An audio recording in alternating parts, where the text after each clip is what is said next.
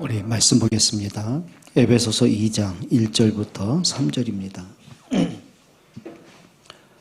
에베소서 2장 1절부터 3절 신약성경 311페이지입니다. 에베소서 2장 1절부터 3절이 다 같이 봉독하죠. 그는 허물과 죄로 죽었던 너희를 살리셨도다. 그때 너희는 그 가운데서 행하여 이 세상 풍조를 따르고 공중의 권세 잡은 자를 따랐으니 곧 지금 불순종의 아들들 가운데서 역사하는 영이라. 전에는 우리도 다 그 가운데서 우리 육체의 욕심을 따라 지내며 육체와 마음에 원하는 것을 하여 다른 이들과 같이 본질상 진노의 자녀이었더니. 아멘. 여러분 오늘 좀 말씀에서 여러 가지 답을 좀 찾으셔야 됩니다. 오늘 1절에 이렇게 말씀하죠. 그는 그랬어요. 허물과 그리고 죄로 죽었던 그랬어요. 죽을 뻔한 내가 아니라 이미 죄와 허물로 죽었어요. 아담과 하와가 하나님을 거역하고 선악과를 따먹는 그 순간 이미 영적인 사망이 와버렸어요. 그러니까 육신은 살아있는데 영이 파괴된. 많은 사람이 그 죄와 허물로 그 영이 죽었다 그 말을 잘 이렇게 인지하지 못하시더라고요. 여러분 사람 보면은요 육신의 죽음만 있는 게 아닙니다. 영의 죽음도 있습니다. 그리고 분명히 멀쩡하게 살아있는데 그 생각과 마음과 그 양심이 완전히 죽어버린 사람이 있습니다. 그렇죠. 어떻게 인간의 탈을 쓰고 자기 친딸을 그게 성적인 욕구를 채워요. 어떻게 그 귀한 어린아이들 그렇게 성으로 짓밟고 그 다음에 그 아이들의 목숨을 끊어가면서 돈벌이로 생각을 해요. 그건 뭐예요? 이미 그 영과 그 생각과 양심이 죽어버린 거예요. 사람인데 사람처럼 살질 않는 거 있죠. 영이 죽었단 말도 마찬가지예요. 우리가 육신은 멀쩡히 살아있어요. 근데 문제는 하나님과 완전히 단절된 상태. 그리고 인간은 누구나가 원죄를 갖고 있어요. 그 죄와 허물로 죽었던 우리는 결국 영적인 사망이 이렇게 되는 거죠. 또 성경에 뭐냐면은 너희는 그 가운데 행하여 이 세상 풍조를 따르고 그랬어요. 세상 풍조입니다. 자, 이 풍조가 뭘 얘기할까요? 사람들의 모든 생각, 관심은 이제 한 가지를 향해 달려갑니다. 아담과 하와는요, 내가 하나님의 형상 가진 자라는 사실을 이제 망각을 하죠.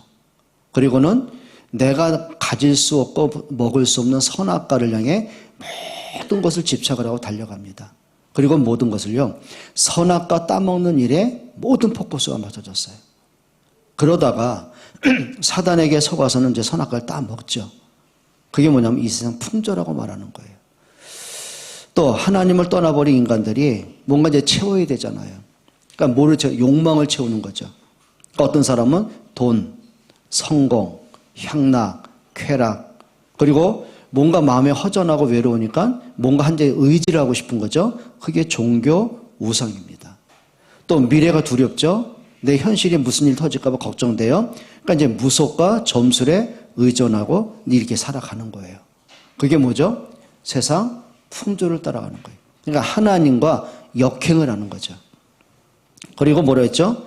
공중에 권세 잡은 자를 따랐어요. 누굴 얘기하는 거죠? 결국은 인간이에요. 자기도 몰라요. 내가 왜 이렇게 삶을 사는데 이렇게 허무하게 살고 인생의 무거운 짐을 살고 내 인생에 왜 이렇게 재앙은 밀려오고 몰라요, 본인은. 근데 문제는 뭐냐면 내가 누구에게 잡혔다고요? 공중 권세 잡은 자. 바로 누굴 얘기하는 거죠? 사탄, 마귀를 얘기하는 거예요. 그러니까 결국은 사람들이요. 나는 내가 그 중에 종교 가운데 그나마 괜찮다 싶어서 나는 이런 종교를 선택했는데 결국은 종교는 뭐냐면 사단 숭배입니다. 우상은 사단 숭배가 되는 거죠. 그러니까 결국은 사단에게 잡힌 겁니다. 그게 인간은 자기도 모르는 운명 팔자에 다 묶여 있는 겁니다. 또 불순종의 아들들과도 역사는 영이라. 또 3절에 보세요. 전에는 우리도 다 그 가운데서 우리 육체의 욕심을 따라 그랬어요. 육체의 욕심을 따라 인생을 삽니다. 그게 뭐냐, 인간은요, 본능대로 살아가요, 본능대로. 육체의 욕심은 뭘까요? 일단은 내 것으로 만들어야 되잖아요. 일단은 내가 만족을 해야 되잖아요. 그러니까 결국 인간은요, 본능대로 삽니다. 여러분, 인간과 짐승, 동물의 차이가 뭐라고 생각하십니까? 동물은요, 본능 따라갑니다. 배고프니까 약육, 강식을 하는 겁니다. 내 종족을 번식시켜야 되니까 어떻게 돼요? 그래서 교배를 하는 겁니다. 그러니까 동물들 보게 되면 참 희한한 게 맹수들 있죠? 이것들이 웃기는 게요. 우두머리 수컷, 예를 사자를 들어볼게요. 우두머리 수컷 사자가 있죠. 그럼 모든 암컷을 다 거느려야 돼요. 그러니까 이제 그 다음에 뭔가 이제 그 우두머리 자리를 노리는 제2인자들이 있겠죠. 맹수 사자가. 그러면 때만 되면 그 우두머리 사자를 쫓아내고 자기가 그 자리에 올라가야 돼요. 왜요? 그래야 모든 암컷들에게 내 종족을 번식을 시킬 수 있는 거예요. 그러니까 이게 무슨 얘기냐면 모든 동물은 본능대로 갑니다. 어떤 사랑, 존중, 배려 없습니다. 사람이 육체의 본능대로 간다. 예를 들면 그런 거죠. 아담과 하와가요, 본능대로 가는 거예요. 선악과를 보니까 너무 괜찮아요. 먹음직스럽고 보암직스럽고 탐스럽고 막 시선을 막 뺏겨가는 거예요. 그 본능대로 따라가다 보니까 어떻게 돼요? 하나님이 자꾸 지워지는 거예요. 본능대로 따라가다 보니까 어떻게 돼요? 하나님의 말씀이 안 들려지는 거예요. 또 네피림 시대가 뭡니까? 그래요. 성공, 돈, 쾌락, 그게 본능대로 가는 거예요. 즐기는 거죠. 성공을 해야 내가 원하는 걸 마음대로 할 수 있잖아요. 또 육체적인 쾌락을 즐겨야 뭔가 흡족해지잖아요. 그게 뭐예요? 결국 하나님을 떠나버린 시대가 되어버리는 거죠. 여러분, 가룟 유다가 예수님 제자로 따라오거든요. 근데 본능대로 사는 거예요. 내가 어릴 때부터 가난하게 살았으니 돈이 나에게 전부가 되는 거죠. 그러다가 뭡니까? 회계 역할을 맡았는데 쉽게 말하면 이제 많은 사람들이 헌금을 할 거 아닙니까? 기부를 하든지. 그럼 이제 돈을 빼가기 시작하는 거예요. 길들여지는 거죠. 그러다 이제 배포가 커집니다. 더 큰 돈을 만지고 싶은 거예요. 그러다가 바리새인과 대제사장을 찾아갑니다. 그리고는 예수님을 넘겨줄게 돈 줘. 그 은 30을 받아 챙긴 겁니다. 뭐예요? 복음 따라 안 가요. 자기 이익 따라, 본능 따라 갑니다. 예를 들면 이런 거죠. 이스라엘 백성들이 이제 요셉을 통해서 애굽에 다 들어오잖아요. 그러면 하나님의 애굽에 들여버리신 목적은 하나입니다. 언약을 이루시고 생명을 구원하시고 후대 렘넌트를 세우려고 요셉을 보내신 거예요. 그리고 하나님이 요셉을 축복하신 거죠. 근데 문제는 요셉이 죽고 나니까 그 후손들이 언약도 잃어버려요. 전도 선교 관심 없어요. 이제 풍족하니까 뭐 걱정할 게 없잖아요. 그러니까 후대에게 언약 전달할 마음조차 없어요. 그리고 이제 본능대로 가는 거예요. 풍요로우니까. 풍요로워지니까 더 풍요로워져야 되는 거예요. 그러니까 풍요로워지니까 어떻게 해요? 점점 이제 쾌락을 따라가요. 그게 애굽에 있는 타락 문화, 우상 문화로 이제 끌려가는 겁니다. 근데 애굽의 노예가 된 거죠. 그리고 하나님의 은혜로 유월절 양에 피 바르고 나서 애굽에서 나온 거예요. 그럼 이제 본능대로 가면 안 돼요. 언약 따라가고 말씀 따라가고 후대 세워야 되는 거예요. 근데 이 사람들이요, 광야 40년길 가면서 본능대로 움직입니다. 가다가 어떻게 먹을 게 없으니까 어떻게 해요? 우리를 굶어 죽이려고 여기까지 끌어냈느냐? 차라리 애굽의 노예로 살 때는 먹을 거라도 먹지 않았느냐? 우리가 굶어 죽는 것보다는 노예라도 살고 싶다. 애굽에 가자 이렇게 나갔어요. 뭐 때문에요? 그 떡 하나 때문에 하나님도 잊어버려요. 피 언약, 구원하신 하나님의 언약도 잃어버립니다. 그러니까 거기 때문에 모든 마음이 움직이는 거예요. 모든 관심, 모든 생각, 모든 집착이 뭐예요? 여기에 빠져가는 거죠.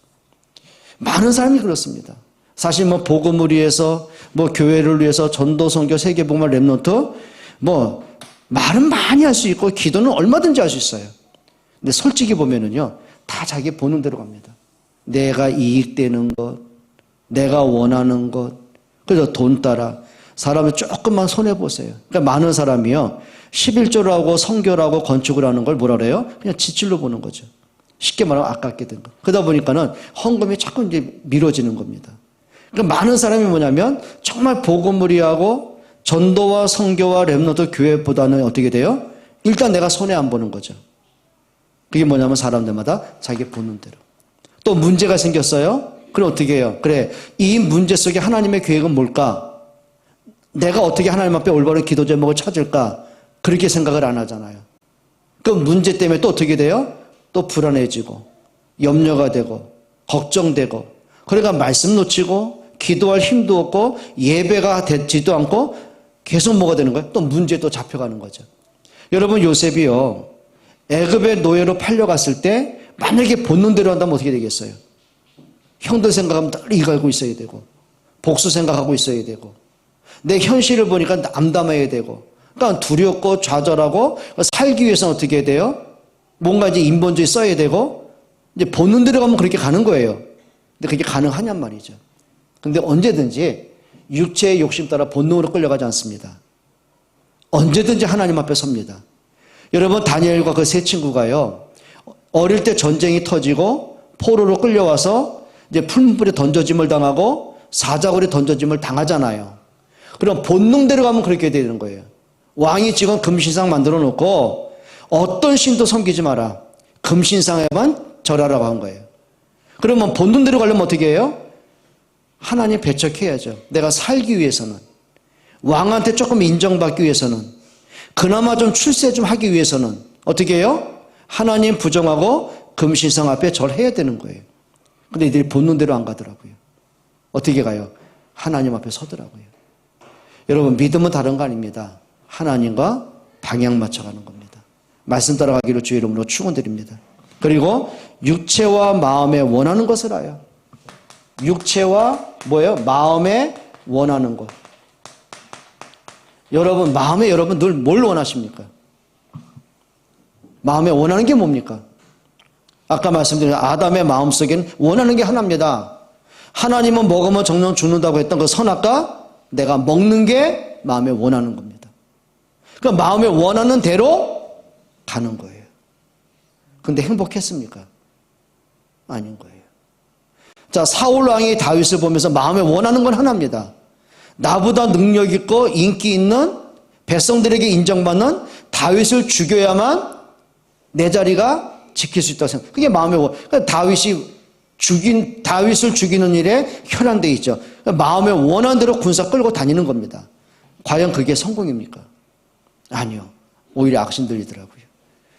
여러분 우리가 마음에 원하는 것은 하셔야 돼요. 그래서 로마서 12장 2절 이렇게 말씀하셨습니다. 하나님이 기뻐하시고 하나님이 선하신 것, 하나님이 원하시는 것을 분별하라고 한 거예요. 여러분 기억하십니다. 그래서 요셉이 마음에 원하는 건 하나입니다. 내가 언제 노예에서 빠져나갈까? 언제 아버지 품에 다시 돌아갈까? 그게 마음에 원한 게 아니고요. 하나님이 나를 이 애굽에 보내신 목적이 뭘까? 아, 생명 구원하라고 나를 앞서 보내신 거구나. 그게 뭐예요? 마음에 원하는 겁니다.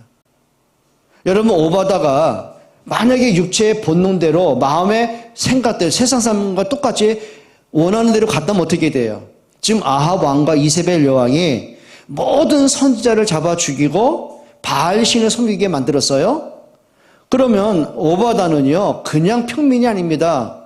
아합 왕이 가장 신뢰하고 믿고 있었던 재무장관입니다. 그러면 살아남으려면은요 선지자 잡아 죽이는 일에 전략을 세워야 돼요. 그렇죠? 목숨 부지하고 조금 더 성공하려면 왕한테 아첨을 해야 돼요. 근데 그 마음에 원하는 것은 그게 아니더라고요. 하나님이 이때 원하는 게 뭘까요? 하나님이 원하는 게 뭘까요? 그리고 나니까 선지자 100명을 숨기고요. 그들을 보호하더라고요. 여러분 마음에 원하는 것. 바울이 처음에 율법주의자가 될 때 원하는 건 뭐죠? 예수 믿는 저것들 다 잡아 죽이는 겁니다.